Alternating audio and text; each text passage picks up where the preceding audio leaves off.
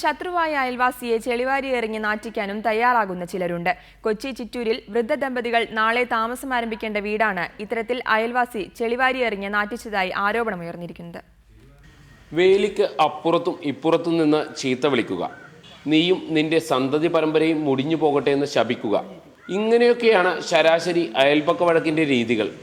എന്നാൽ അയൽപക്ക വഴക്കിനെ തുടർന്ന് കലിപ്പ് തീർക്കാൻ മറ്റു ചില മാർഗങ്ങൾ കൂടിയുണ്ടെന്ന് ഈ കാഴ്ചകൾ വിളിച്ചു പറയുന്നു.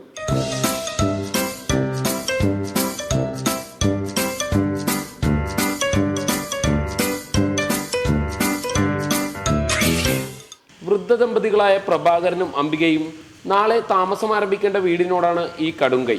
വെള്ളയടിച്ചിട്ട് 2 ദിവസം മാത്രമായ ഭിത്തിയിൽ ചെളി കൊണ്ട് അഭിഷേകം നടത്തിയിരിക്കുന്നു. വല്ലാത്ത സങ്കടം തോന്നിയെങ്കിലും മനുഷ്യവിസർജ്യം എറിഞ്ഞില്ലല്ലോ എന്ന ആശ്വാസത്തിലാണ് ഇരുവരും. ഞങ്ങൾ അയാൾക്ക് ഒന്നും ചെയ്തിട്ടില്ല, പക്ഷെ അയാൾക്ക് ഞങ്ങളോട് എന്തോ ഭയങ്കര വൈകാരികം പോലെയാണ്. എന്താണെന്ന് ഞങ്ങൾക്ക് മനസ്സിലാവുന്നില്ല. ഇതിനു മുമ്പും പല പ്രാവശ്യം അയാളിൽ നിന്ന് ഞങ്ങൾ ബുദ്ധിമുട്ടുണ്ടായിട്ടുണ്ട്.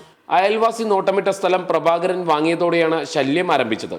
വെടക്കാക്കി തനിക്കാക്കാൻ കാത്തിരിക്കുന്നവരുടെ ഉദ്ദേശം നന്നായി അറിയാവുന്നതിനാൽ പോലീസിൽ പരാതി കൊടുത്ത് കാത്തിരിക്കുകയാണ് പ്രഭാകരൻ.